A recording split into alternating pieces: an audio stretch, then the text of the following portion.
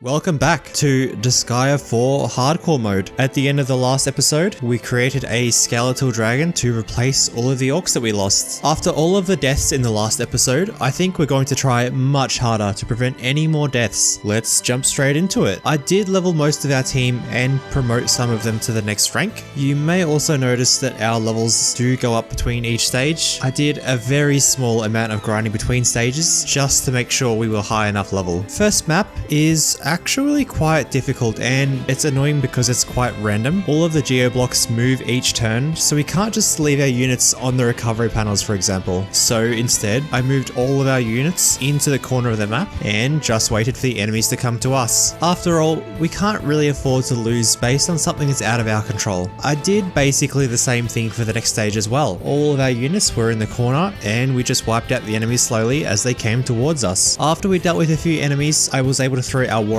on top of the pruny head, then throw all of the geo blocks down onto the purple area. You know what that means, right? We were able to create a big enough chain to completely destroy the rest of the enemies. Before jumping into the next stage, we created a heavy knight. They have really good defense and a pretty good skill actually, which we'll use throughout this challenge. This stage was a nightmare to begin with. At least one of our units was constantly on low health until we were able to get our healer onto the reverse damage panels. From there, our healer was basically invincible.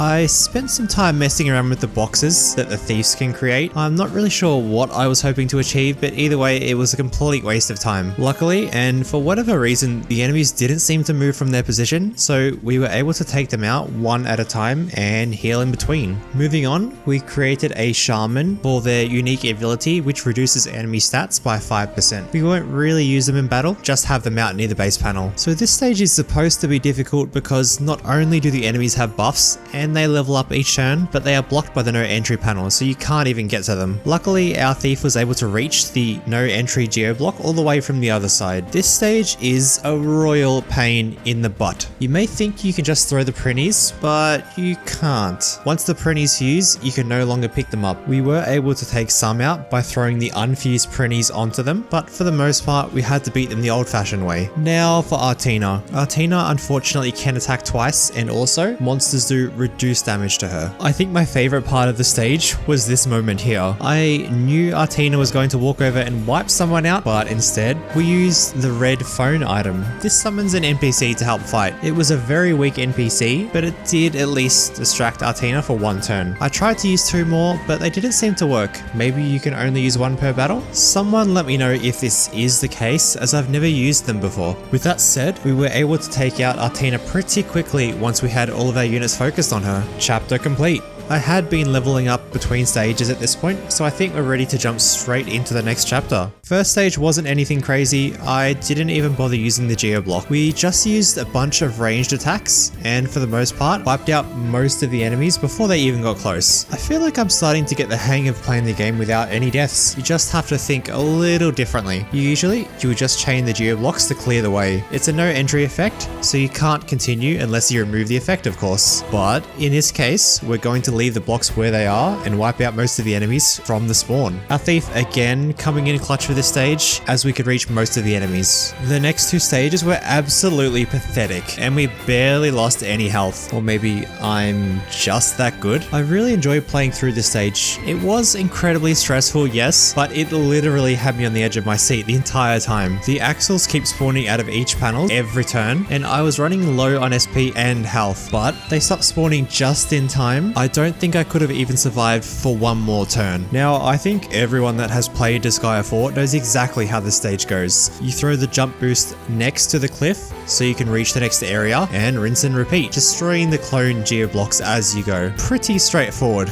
Or again, maybe I'm just that good. Final stage of the chapter. This time we fight the real Axel, I think. Anyway, the weaker Axels are such a low level, there's not really any point in them being there, honestly. Once we surrounded the main Axel, it was pretty pretty much game over for him. Oh, a trophy. This is where things start to get real tricky. Instead of throwing all of the geo symbols on, we're just going to use the attack +1 and magic range +1. From there, our slime pretty much carried and took out most of the enemies from a distance. This was pretty straightforward. You can't place 2 units on the blue area, so as long as we keep our units on the green panels, we'll be okay. They do have recovery, so combining that with our healer, we were able to stay pretty much full health the entire time. Our thief absolutely dominated on this map. I'll be honest, I'm not really a huge fan of guns in Disgaea. They just feel so underwhelming and weak compared to swords or fists, for example. But our thief did do an amazing job here. Instead of removing the no entry geo block, we just left it on and took out almost all of the enemies. It did take some time because we ran out of SP, but look at this. There's only 4 magic users left. Everyone else got taken out by the thief. I bet you can guess how this stage went, right?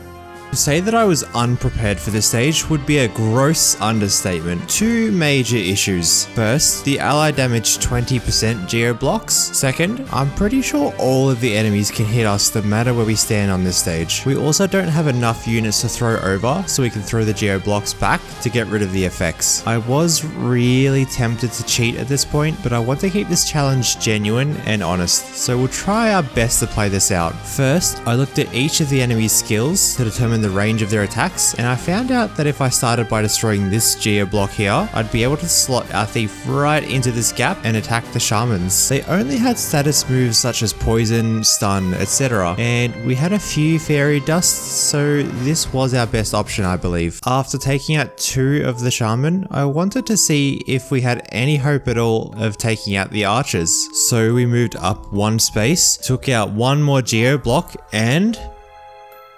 well, the rest is history, I guess. That's it then, right? Before I end the video and the series, I want to see if it's even possible to beat this with our current team. I went in straight away for another attempt, and I started off with the same tactic of sneaking through the geo blocks and taking out the shaman. The thief died around the same time again, but this time we used the slime to finish off the shaman and take out most of the archer's HP. Then we did what I would usually do on this stage, and that is throwing over a bunch of units to each island and start working through the rest of the enemies. I didn't do this initially on the first attempt because I didn't want to have to sacrifice any units. Our skeletal dragon and hellhound were getting pretty weak, but we were able to call in some help and actually win this time. We only lost a few team members, so it would have been possible to continue had this been my first attempt. Again, I really wanted to cheat here and I was very tempted to just cut this all out,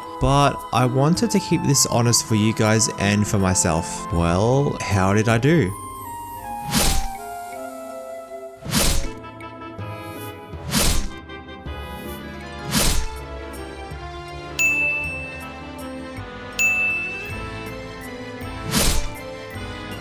Be sure to subscribe so you don't miss the first part of the next series.